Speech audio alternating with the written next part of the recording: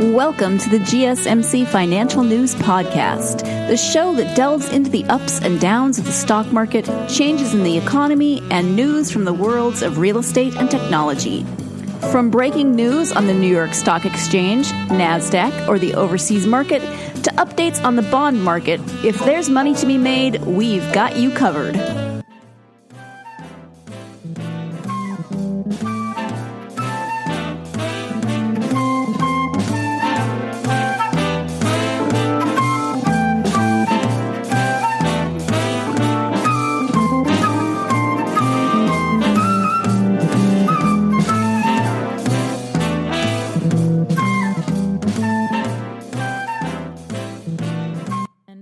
Pretty blessed. I have a great show for you today. As always, I'm going to start off with the word on the street, and then we're going to take a look at some new information from the Federal Reserve. It's really the same story, different day, but it's worthwhile information for you to know. Next, I'll update you on a story I've been covering with Eastman Kodak. Then we'll take another bite of the apple with the tech giants' latest product announcement. And since the Apple announcement was a little light this time, I'm going to give you my top 10 tech gadgets of 2020 so far. Before we go on, I'm going to give you my normal disclaimer. This show is for entertainment purposes only.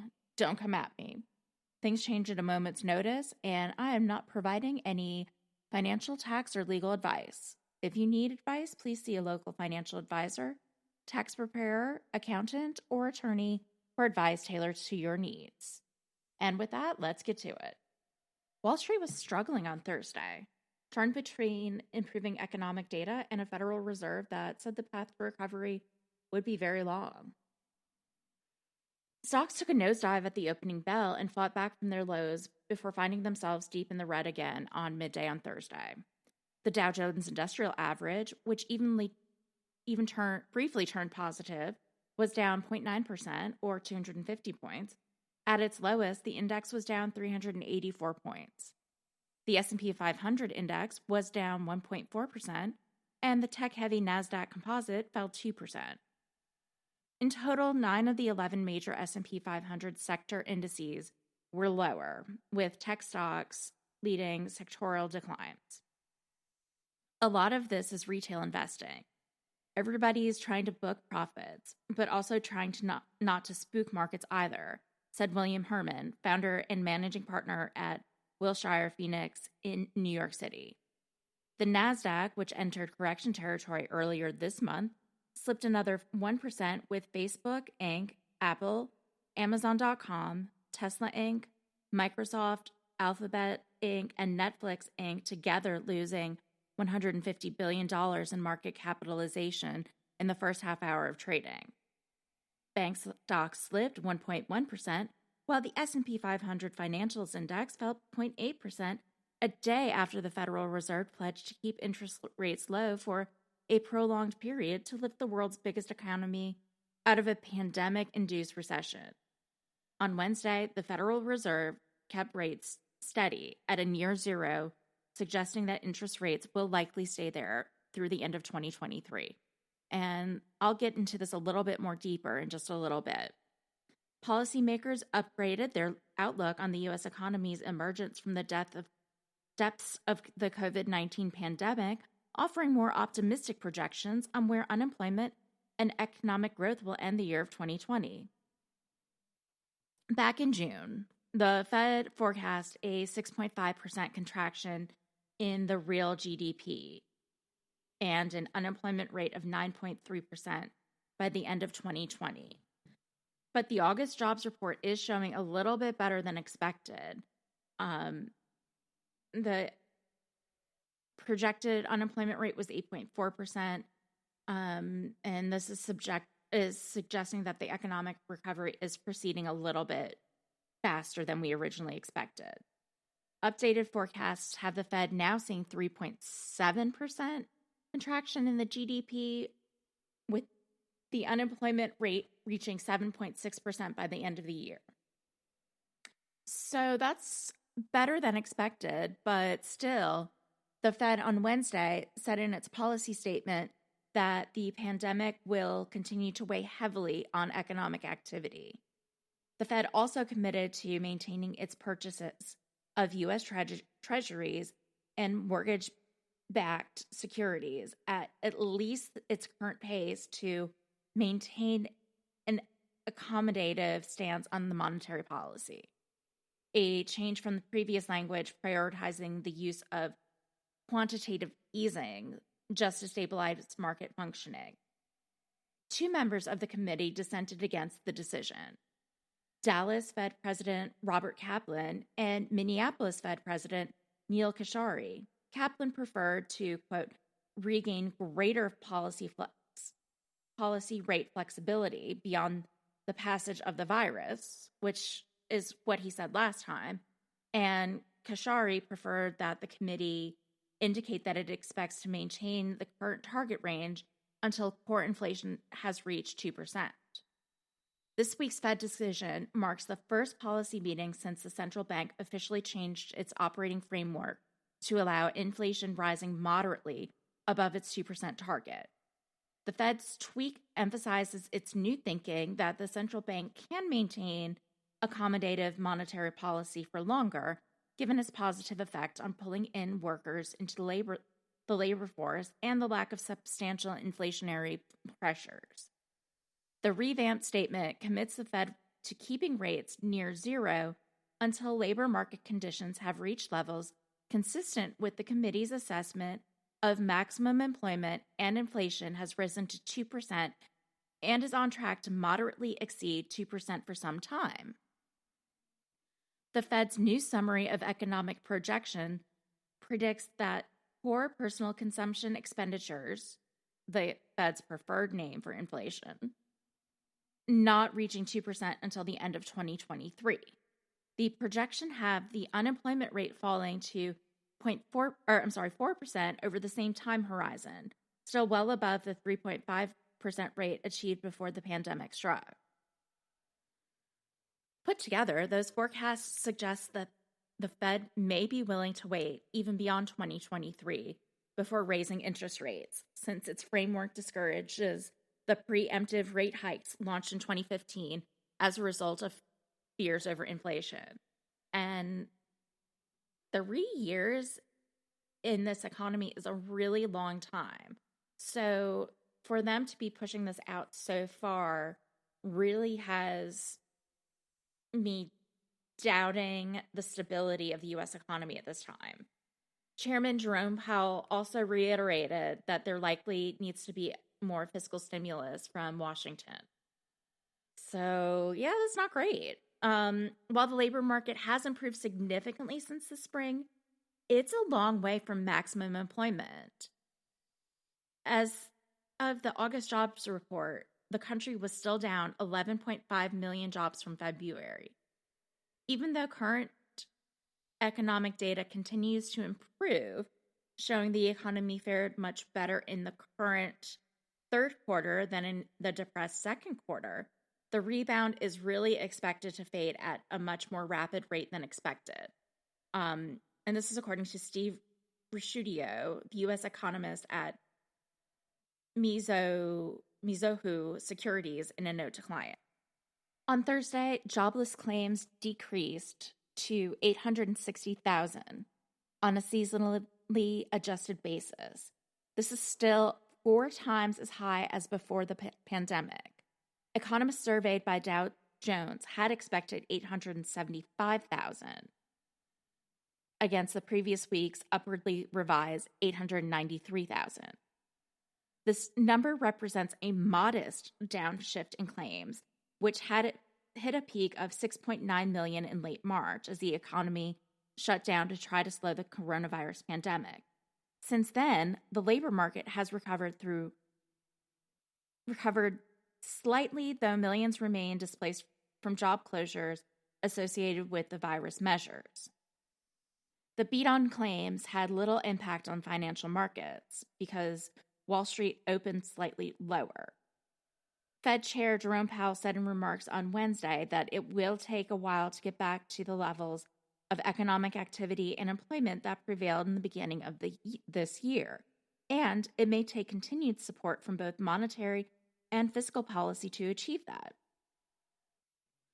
But sadly, I don't have an update from lawmakers on Capitol Hill. I'm going to say it again, but I really believe that we need Congress to intervene here. We are riding the tide of tech stocks, and as with all things, tides ebb and flow. Prospects of further support from Congress before the November presidential election really remain dim. However, especially after the Senate failed last week to advance another coronavirus relief package. With U.S. interest rates locked at record lows for years into the future, and the Fed holding on to incremental QE measures, the recovery path from here will depend on vaccine progress, virus dynamics, fiscal support, and presidential election politics, according to Mark Heffley, Chief Investment Officer at UBS Global Wealth Management. And I really agree with that. I mean, we can't just look at the economy in a bubble. It's impacted by the virus, by politics, by everything. So, I think there's a lot of truth to that. With our base case is continued reopening momentum, widespread vaccine availability by the second quarter of 2021, and an eventual compromise deal on the U.S. fiscal stimulus. The U.S. presidential contest may pick up some near-term volatility before its eventual resolution, Heffley added. The expiration of the federal enhanced unemployment benefits has left tens of millions of Americans put out of work during the pandemic without additional support, with the lapse of these benefits expected to weigh on consumer spending and economic activity as a whole. The Commerce Department on Wednesday reported that retail sales growth slowed for a fourth straight month in August. The U.S. economy is like a house of cards right now, and one false move by the tech stock is going to cause the whole thing to collapse, really. One tech stock that is growing is Oracle. As I told you in the last episode, they're the winner in the TikTok battle. As of Wednesday, the Treasury Department, TikTok owner ByteDance Ltd., and Oracle Corp. Have tentatively agreed on terms for Oracle's bid for the U.S. operations of the social media service, according to people familiar with the matter. Treasury Secretary Steven Mnuchin sent ByteDance a revised term sheet late Wednesday, and the company and Oracle accepted it. They described the changes as addressing national security concerns about the transaction and asked not to be identified because of the sensitivity of the matter. ByteDance is trying to win U.S. approval for a transaction with Oracle that would leave the Chinese headquartered parent company with the majority ownership of TikTok.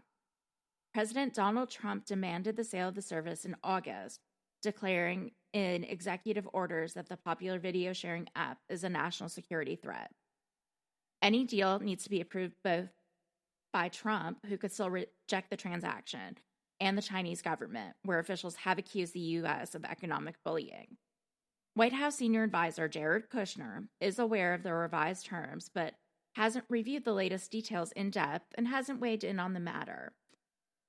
The White House and the Department of Treasury declined comment. The Chinese embassy in Washington didn't respond to further requests for comment.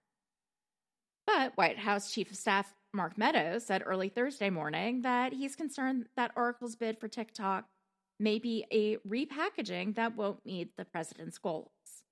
We're still looking at the potential details of the deal and whether it meets the national security threshold, the American interest threshold, Meadows said. My big concern is if we're doing all this repackaging and it's still keeping it as a predominantly Chinese government-run company, that would not sit well with the original goal the president outlined. I'm pretty sure that that's exactly what I said in the last episode. And honestly, I really think it's just a repackaging. There's no doubt. There's nothing that's been proposed that's going to change anything significantly. Under the plan, Oracle would acquire a minority stake in the newly founded TikTok that would be headquartered in the U.S., with an independent board approved by the U.S. government. The new terms, which are designed to protect the data of U.S. citizens from falling into Chinese hands, include 20 whole pages of detailed provisions over data and national security. Under those terms, the board of directors would have to consist entirely of U.S. citizens and would include a national security committee. That body would be chaired by an American data security expert who would be the primary contact with the Committee on Foreign Investment in the U.S., which would oversee any issues of concern to the U.S. government. The previous terms hadn't included language on the formation of the committee. The terms of the proposed deal would give Oracle full access to TikTok's source code and updates to make sure there's no backdoors used by the company's Chinese parent to access data on the video sharing app's 100 million American users, according to Bloomberg reports. But really, it's not very different. And I don't see that there's enough of a change that would meet what the president put out and would meet his requirements. But, that's a little editorial from me. And with that, I'm going to take a quick break. And when I come back, I'm going to talk about Kodak and see what the updates are in the government Kodak insider trading mess. And if you'll stick with me to the end of the show, I'm going to give you 10 of 2020's best gadgets that have been released this far. So stick around.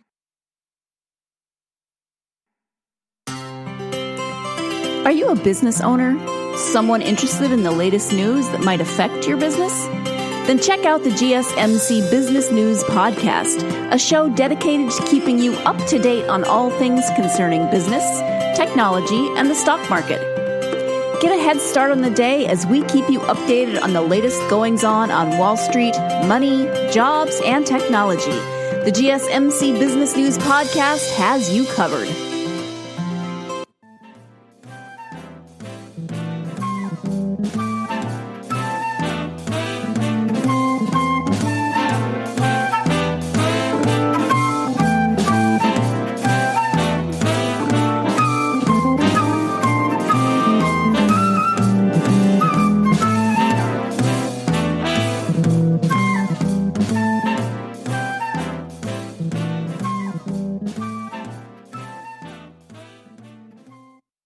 Welcome back. In our last segment, we discussed the word on the street, and the word on the street is that the recovery is real, but it's real slow. It's going to take a long time to get even where we were. To paraphrase Biden's campaign, we really need to build this back better. And with that, we're going to take a deep dive into what's going on with Eastman Kodak. A few weeks ago, I told you about Kodak's shady deal with the federal government. Well, we finally have an update.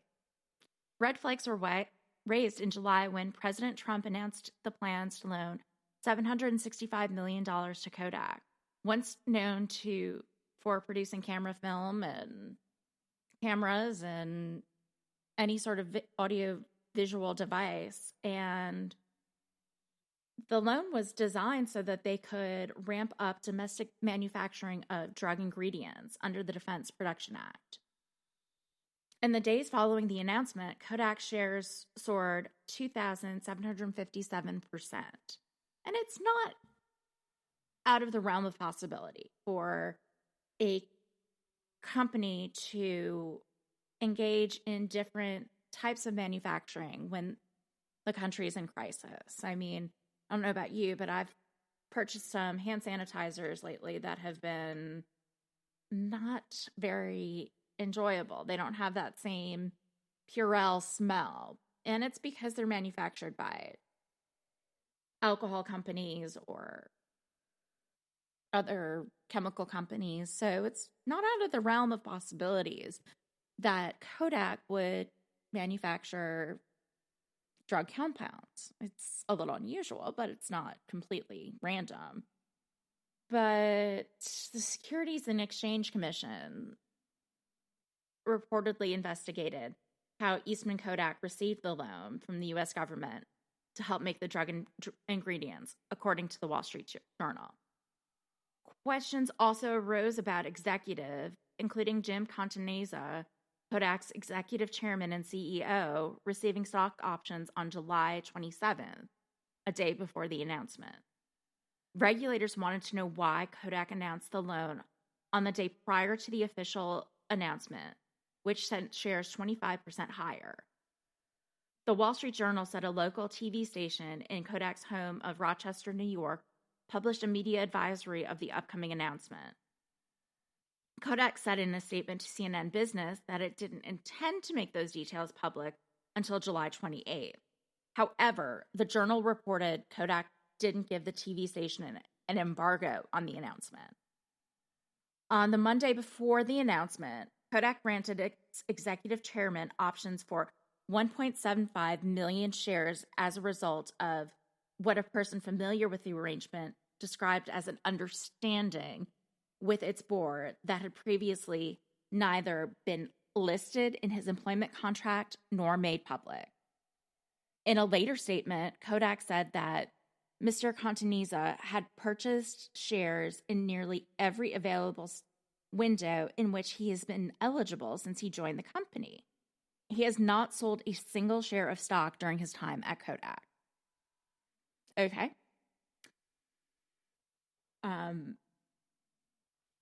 It's a fact, but I think that there's a lot there. In early August, the U.S. International Development Finance Corporation, which has been charged with rebuilding the national stockpile of medical supplies during the pandemic, said that it was halting the deal as regulators reportedly looked into suspicious trading activity surrounding the stock move. A probe by the SEC is now focused on how Kodak disclosed the deal with the government. First, the D.C. law firm of Aiken, Gump, Strauss, Hauer, and Feld said in an 88-page report to a special committee of directors at Kodak's board that Continenza's transactions did not violate company policy or securities laws. However, the investigators did note several flaws in the process.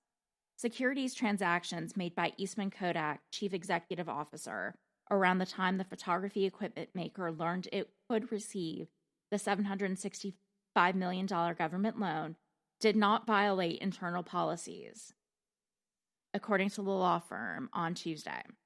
However, an investigation found gaps in Kodak's insider trading processes where certain individuals were not included on insider lists. So that's iffy. Shares of Kodak surged more than 40% in pre-market trading following this week's report. Kodak's general counsel was found to be overwhelmed and running on outdated policies, resulting in board members not being fully advised on relevant internal policies regarding option grants, according to that law firm. So, in my legal practice, not being up to date has never been an excuse for failing to disclose something. Never, but okay. So last month, the U.S. government put on hold its loan to Kodak to produce pharmaceutical ingredients at its U.S. factories over concerns about the company granting of the options of the 1.75 million shares.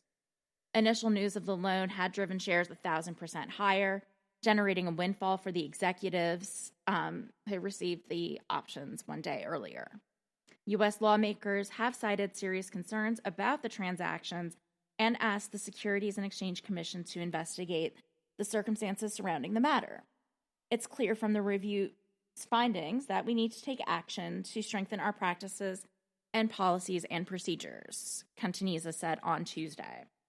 Aiken said Continenza and board member Philip Katz obtained pre-clearance to trade from Kodak's general counsel, who had concluded it was appropriate as the company's loan application process was at a, quote, highly uncertain stage. Okay.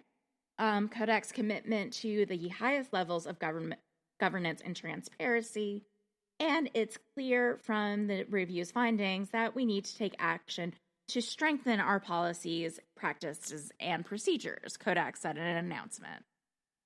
But lawmakers in Washington are rightly skeptical. The deal itself has been put on hold by the U.S. International Development Finance Corporation, while the SEC continues to investigate how the actual deal came to be and its wild stock ride. So let's look at what the deal is with the actual loan. And let's put aside the insider trading for just a second. Representative Jim Claiborne, the chairman of the Select Subcommittee on the Coronavirus Crisis, that's a lot to say. Representative Maxine Waters of California, chairwoman of the Committee on Financial Services, and Representative Carolyn Maloney of New York, the chairwoman of the Committee on Oversight and Reform, said their committees are going to continue to investigate the contract. Kodak's lawyers deny the company violated securities law, but the SEC must independently and carefully scrutinize this matter, the three lawmakers said on Thursday. The lawmakers emphasized that Kodak's internal review demonstrates how active White House trade advisor Peter Navarro was informing the deal. Navarro has spearheaded the administration's use of the Defense Production Act to shore up domestic manufacturing. The report from Kodak's lawyers raises more questions than it answers about the Trump administration's efforts to provide the company a $765 million loan to produce pharmaceutical ingredients, despite Kodak's lack of experience in the field. Let's be clear, this report does not represent the findings of any regulator. It's a report generated by a law firm hired by Kodak, the Joint Committee statement said. In a statement to CNBC, Kodak said that they are aware of the comments by lawmakers and added that the company is cooperating with all third-party regulatory inquiries on these matters. Kodak maintains that the launch of a pharmaceutical division would bolster the domestic response to COVID-19, help increase U.S. supply chain resilience, modernize the national stockpile of pharmaceuticals, and bring pharmaceutical manufacturing and associated jobs back to America, the company said in a statement. The Inspector General of the U.S.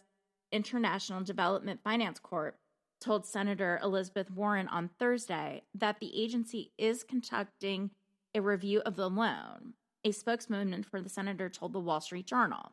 Warren previously called for a probe of the deal, citing unusually high trading volumes of Kodak shares ahead of the loan's public announcement. So Senator Warren is looking back on the insider trading aspect.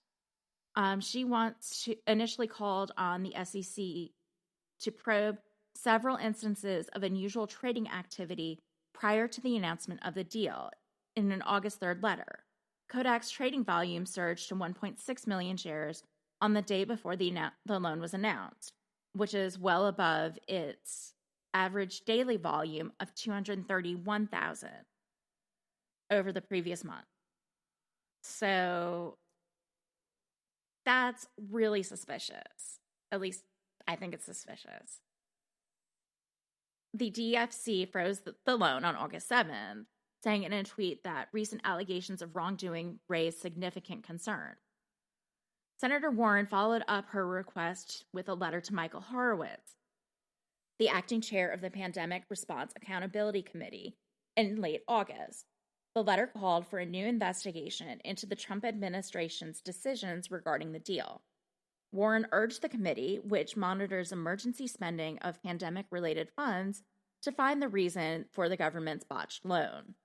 The net result has been a waste of time, money, and resources. No progress whatsoever in our effort to mitigate the coronavirus disease 2019 or COVID-19 pandemic, and a host of questions about how and why the Trump administration is handing out taxpayer funds and who is benefiting from these expenditures, Warren wrote in a letter.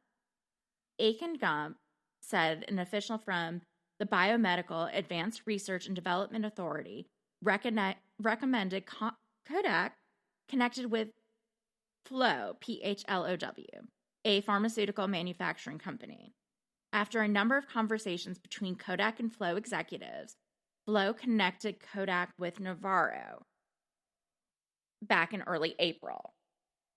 Kodak's understanding was that Navarro could potentially help Kodak find a path to partnering with a government agency that was working on responding to the COVID-19 crisis, Aiken Gump's report said. After several follow-up conversations, Aiken Gump said Kodak employees concluded that the federal government generally were not serious about or were not focused on pursuing engagement with Kodak. But again, this is only according to a firm that Kodak actually hired.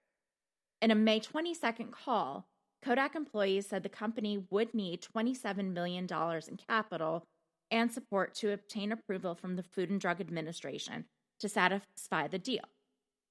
Kodak participants recalled in interviews that Navarro responded that he wanted Kodak to think bigger and more long-term regarding the proposal. In early June, the law firm also said that Kodak's communications with Navarro and the White House had tapered off, and they were now communicating directly with the officials from the Development Finance Corporation. In an August 17th interview with CNBC, after the deal with Kodak had been halted, Navarro slammed executives at Kodak for mishandling the deal. He called their handling of the deal probably the dumbest decision made by executives in corporate history. Why was he so upset? Last month, a House Oversight Subcommittee opened an investigation of all federal contracts negotiated by Navarro after another contract he was involved in also fell through. The report also shows senior White House officials, including assistant to the president Peter Navarro, were heavily involved in arranging the loan, contrary to recent efforts to distance the White House from the deal, lawmakers said on Thursday. Our committees plan to vigorously pursue our ongoing investigation into this matter, and we expect full cooperation from Kodak and the administration. I'm still not comfortable with this deal at all. Other lawyers feel the same, and many firms, including Schubert, Jonaker, and Kolb LLP and Rosen Global, continue to investigate potential legal claims against Eastman Kodak and certain of its insiders on behalf of shareholders. Shareholders with losses over $50,000 or current stockholders are encouraged to contact their firms. According to the lawsuit, defendants throughout the class period made materially false or misleading statements as they misrepresented and failed to disclose material information pertaining to the company's business operations, which were known to the defendants or recklessly disregarded by them. Specifically, the defendants failed to disclose that the company had granted several insiders millions of dollars worth of stock options immediately prior to the company's publicly disclosing that it had received $765 million loan from the U.S.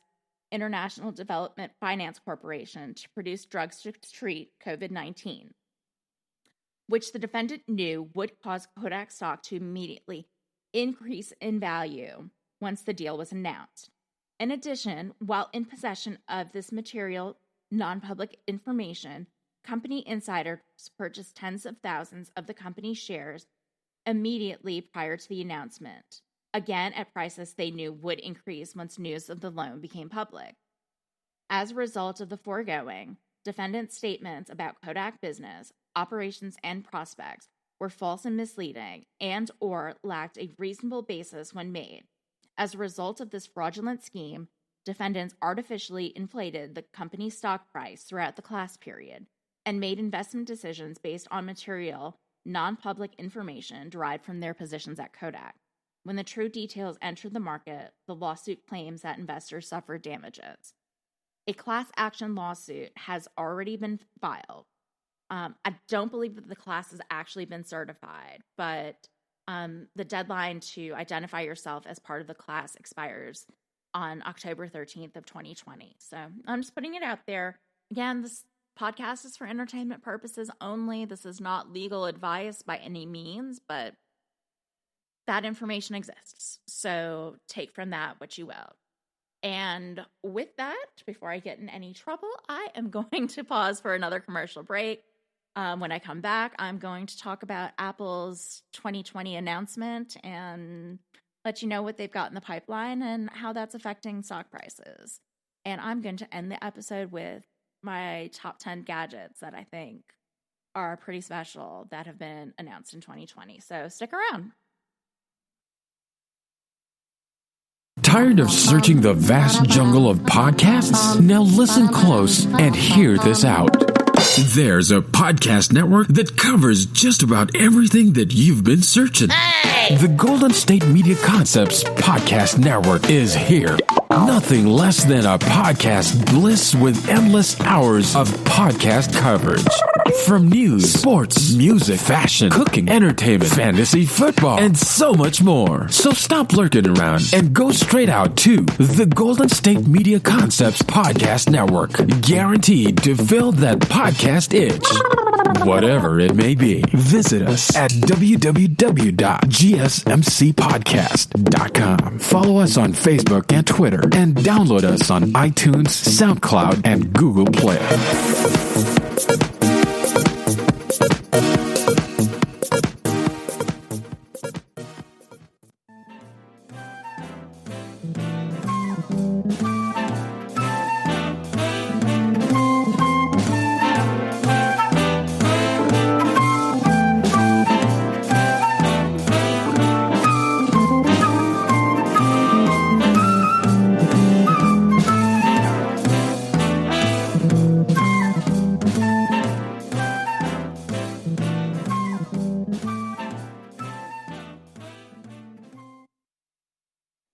Welcome back. I am still not comfortable with the Kodak deal. I don't think that your company's own firm that it's hired to is going to give you the all clear. And that's going to be the end of the story. So I'm going to keep an eye on this case. And as more developments arise, I'm going to pass those off to you because I think this is interesting. So here we are. It's the fall of 2020. And every fall, I eagerly await the launch of new Apple products. I'm usually an early adopter for phones, and I'm an Apple stan. So Apple had their big day on Tuesday. CEO Tim Cook announced 6 new exciting products, virtually, of course. He started Tuesday's event by telling us the Apple Watch and new additions to the iPad family would be the highlights. And then we got the Apple Watch Series 6, the Apple Watch SE, the redesigned iPad Air, and the A14 Bionic chip with a new 8th generation iPad. So here are some highlights. The Apple Watch Series 6. The star of the show was really the Apple Watch. The newest model offers a similar design to the previous generation Apple Watches, but it adds a few new colors, including a navy blue that may match the rumored color of the upcoming iPhone 12 and red model. More important, it's what's under the hood. The Apple Watch Series 6 adds a sensor to track blood oxygen saturation, which can help the watch track information about breathing and heart rate. This should improve on the already stellar fitness tracking features available on Apple Watch. And that's one thing that my family has actually been really thoughtful of during the pandemic. We measure our blood oxygen levels on a daily basis to make sure that everything's working correctly. The device also features a new processor called the S6 chip. The new chip is said to be 20% faster than the Series 5 chip, which was already more than fast enough for everything the Apple Watch could do. The new processor is also fast enough to handle the always-on altimeter for tracking elevations and the new oxygen monitor. Other features include an always-on display that's 2.5 times brighter than the Series 5, along with a series of new watch faces. The device supports the new family setup process too, which let grown-ups set up a device for a family member without the family member needing an iPhone. And there are a bunch of new watch bands, including the Solo Loop, an uninterrupted expandable band that simply slips on your wrist without a clasp. The Apple Watch Series 6 starts at $399 and is available now, with full availability on September 18th, which will probably be the day that this podcast may be released. So if you want an Apple Watch Series 6, you can go wherever Apple Watches are sold and you can get yours. Another new addition to the Apple family is the Apple Watch SE. As rumored, Apple announced the budget-priced Apple Watch SE, which has the same overall design as the Apple Watch Series 6, supports features like family setup and fall detection, and has the already powerful last-generation S5 processor. Like the Apple Watch Series 6, the Apple Watch SE will be available starting on September 18th, but the best thing is the price. It starts at $279, which means that it's pretty affordable for the latest generation. That said, if you want an even more affordable Apple Watch, the Apple Watch Series 3 is still available for $199. Another new product is the Apple Air. This is the first iPad since the iPad Pro to get the edge-to-edge display. The new device featured a 10.9-inch liquid retina display with relatively small bezels around the edges. And as I'm reading this script on my iPad Air with the edges, it kind of makes me a little sad. But unlike the iPad Pro, this device still has the Touch ID, which is now located inside the power button, rather than the now gone home button. In other words, there's no Face ID, so that's fine. Under the hood, the Air is more powerful than previous generation model. The device offers Apple's A14 Bionic processor, the chip that's expected to power up the iPhone 12, and the first Apple chip to use a 5nm manufacturing process. According to Apple, it delivers a 40% CPU performance boost over the previous generation's iPad Air, along with a 30% increase in graphics performance. The device also has a USB-C connector, which helps ensure that it works with more third-party accessories. The new iPad Air supports Apple's most loved accessories too. You'll be able to use the Apple Magic Keyboard along with the second-generation Apple Pencil. The iPad Air starts at $599 and will be available in October in a range of colors, including new green and sky blue designs. The entry-level iPad has gotten a spec bump as well. The new device offers the same overall design, but gets the Apple A12 Bionic chip for improved performance. According to Apple, the new entry-level iPad offers a 40% GPU boost over the last generation model.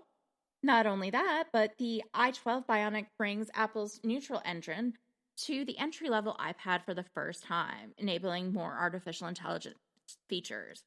The new iPad supports Smart Keyboard and Apple Pencil. Unfortunately, it only supports the first generation Apple Pencil. Like previous generation models, it starts at $329 or $299 for students. This device is available today for order, with full sales beginning Friday. The next thing is the Apple One, and I'm actually really excited about this because Apple is making it easier to access all of its services. The long-awaited Apple One subscriptions lets you bundle Apple services into one monthly payment while saving a little cash. So it includes your iCloud, your Apple Music, Apple Arcade, Apple Fitness Plus, and Apple News Plus. It starts at $15 a month for your individual plan, which includes the Apple Music, Apple TV Plus, Apple Arcade, and 50 gigs of iCloud. The family plan comes at $20 a month and includes 200 gigs of iCloud storage, the ability to share with up to 6 family members, and the Premier plan adds Apple News Plus and Apple Fitness Plus, along with 2 terabytes of iCloud storage, and comes at $30 a month. if working from home has taught us anything, is everybody needs more cloud storage, and this is a great way to make that happen. Apple also released Apple Fitness Plus. Rumors pointed to Apple working on a fitness service, and the company took the wraps off of that service at the event too. The new service is called Apple Fitness Plus, and it integrates with the Apple Watch workout app to offer guided workouts while still showing information like heart rate, heart time, and so on. The Apple Fitness Plus is available for the iPhone, iPad, and Apple TV. And when you start a video, it'll automatically start the corresponding workout on your Apple Watch. It'll even highlight data during segments, such as particularly challenging intervals, data captured from the watch, which will be shown in summary for the workout. Workouts include yoga, cycling, core, cool downs, and so on. The service will be available before the end of the year and comes at $10 a month or $80 per year. If you buy a new Apple Watch, you'll get 3 months of Fitness Plus for free, and it's available on the premier subscription of the Apple One bundle. Peloton CEO John Foley happened to be speaking at the company's first ever investor meeting just as Apple announced its new streaming exercise service. Foley said Apple's move into the space is a legitimation of streaming fitness content. The biggest thing I will say is it's quite a legitimation of fitness context to the extent the biggest company in the world, a $2 trillion company, is coming in and saying fitness content matters. It's meaningful enough for Apple. But Foley added that Peloton does have an edge over Apple because the tech giant doesn't make the equipment like Peloton, connected spinning bikes and treadmills, which is their special sauce. I kind of agree with that. But Apple probably is going to give you more content, so I'm anxious to try it and see how it works. But one thing you've probably noticed that I haven't talked about is the iPhone 12. Where is it? Company's chief financial officer, Luca Maestri, said on a call in late July that last year we started selling iPhones in late September. This year, we project supply to be available a few weeks later. While the pandemic may have affected the supply of the components, manufacturing capacity has made a strong recovery in recent months. If the forthcoming phone delivers genuinely new technology consumers crave, pushing the launch back should be fine. Maybe. It kind of makes me want it more. So the iPhone 12 may have enough new to warrant its own special event. So, that's going to be seen. The forecasts are calling for it to be worth the wait because it's going to be their first smartphone with 5G capabilities. And I'm actually looking forward to that. The ability to operate on the next generation of super fast wireless network could convince millions of people to upgrade their smartphones. And I might be first in line. Analysts predict the 5G iPhone will generate a super cycle of consumers buying new devices, even if Apple is somewhat late to the party. Arch rival Samsung has been rolling out 5G-enabled phones for like a year. On Monday, Google teased its new 5G smartphone from its Pixel line that will reveal on September 30th. Apple is jumping into the 5G fray just as next-generation compatibility is becoming a common smartphone feature and before the highly touted benefits of 5G coverage are widely available. Apple can likely count on the iPhone's loyal user base to wait until later this fall for a 5G device from their preferred brand, which, yeah, I absolutely agree. I'm not going to switch to Samsung because they didn't announce it. So, almost all the Android brands have their 5G line. Samsung has several, so it's important to keep up with the 5G updates. But I guess we're just stuck with software updates. And Apple announced that iOS 14 for the iPhone will be released on Wednesday. I've downloaded it on my iPad and it's fine. It's not really game changing, but it's there. So Jefferies has raised its price target on Apple, pointing to the 5G product cycle as a driver upside in coming months. The current environment is very positive for Apple, with a lot of room for growth and several catalysts. The firm says it's raising its target from $135 from $116.25. That target implies a 23% upside.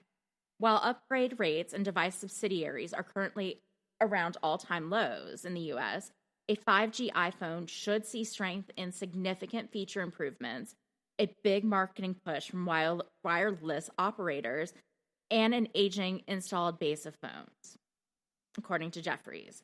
While Wall Street analysts are bullish on Apple, seeking alpha authors are neutral. The stock has a quant rating of very bullish, with particular strength and profitability and momentum measures. And with that, I am going to take my final commercial break. And when we come back, we're going to talk about the top 10 gadgets of 2020 so far. So stick around. Do you work in the world of marketing and advertising? Are you a media buyer or the owner of an agency? Have you been looking for a podcast to help stay on top of all the goings on of those worlds? The GSMC Marketing News Podcast is dedicated to keeping you up to date on all things concerning marketing and advertising. Get the latest marketing news, from what major businesses have planned for the coming year to the newest trends in advertising, from podcasts, digital and streaming, to the old standbys of radio, television, and billboards. The GSMC Marketing News Podcast has you covered, whether you're a marketing agent or a business trying to expand your brand.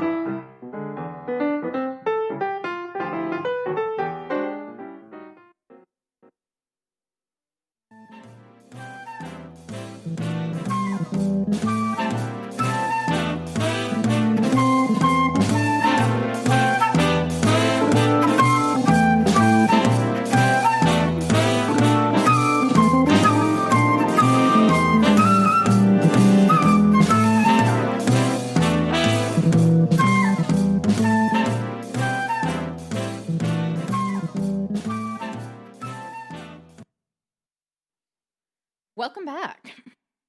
Let's be honest, 2020 has been a dumpster fire of a year. Even the Apple launch is disappointing this year. We're stuck at home, quarantining with our family. As fires fill the skies of the West Coast, we're having another hurricane in the Southeast. We've got racial tensions, and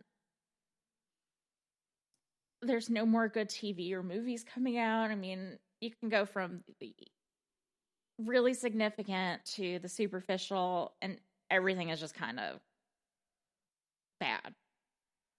But one thing that really hasn't stopped is progress. And that's probably because we need to start to learn how to do a lot of things at home. Like that time I tried to dye my hair pink, or cook, or craft, or whatever.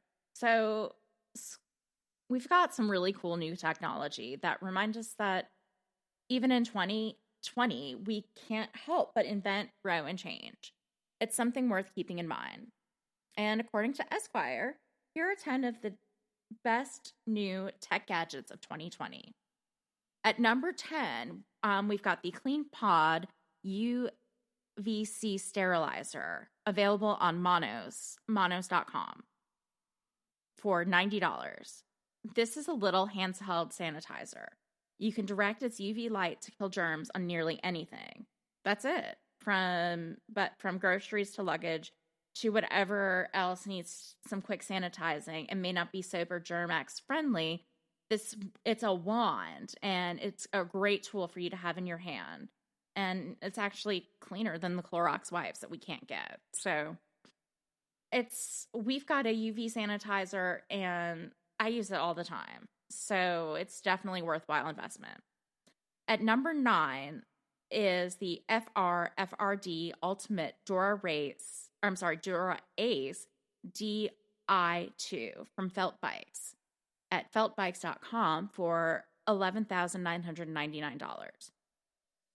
There's really only 2 ways to improve performance on a bicycle: increase power and cut weight.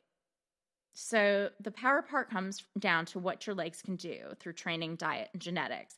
But for cutting weight, it's hard to find a better bike than the Dura Ace Di2, made from the same carbon fiber used in Formula One cars and high-performance aircrafts. The bike is incredibly light, just slightly over 15 pounds, and really responsive.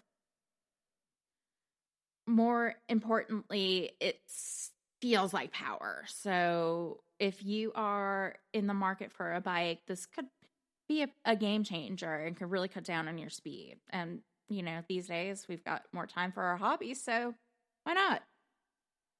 At number 8, I've got a Nanoleaf shaped hexagon smarter kit from Nanoleaf at nanoleaf.me for $199.99. My husband loves interactive lighting. And by love, I mean he's obsessed with it. We have different moods for football games, movie nights, and his favorite Coca-Cola Red. But we don't have Nanoleaf yet. And if you're listening to this, Andy, you're probably going to want to check this out. Nanoleaf has brought interactive lighting to a consumer level, expanding its collections of wall panel lights from triangles and squares. Nanoleaf now has hexagon in its catalog. These lights are not only fully capable of making amazing colors and patterns, but they respond to touch and even work with your smart home controller. You can program gestures into the lights to turn other smart things on, prompt commands from a smart home assistant of your choice, and more. Nanoleaf recently implemented a reactive feature so that the hexagon change colors based on what's happening to your TV. Last year, I bought some pods from Amazon that were the Amazon company, and they're nice. I still have some issues with the Bluetooth connectivity, but I think that the Pixel buds are even better because they are integrated with Google. Sound quality and the battery life are supposed to be excellent. And they'll let you go from music to video calls and work really well to drown out background noise. The shell will hold a charge that lasts for a while, so you really don't have to remember to charge them, and they always still seem to be working. So that's why I think they get a pretty good rating. So check them out. At number 6, we have Philip from Fluid Stance at fluidstance.com for $124. This is my personal favorite on this list. I never remember to drink enough water unless I really concentrate on it.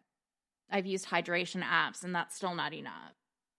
Well, Philip is a water tower that keeps a day's worth of water close and as cold as you want it, acting as a constant reminder to drink your stinking water. I would love to have one on my desk because I work from home. So, Fluid Stance, if you're listening, I'm open to working together. So just give me a call.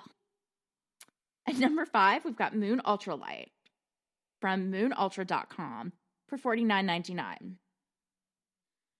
Short of buying a video camera, but more rewarding than relying on your smartphone's guts alone, is the Moon Ultralight.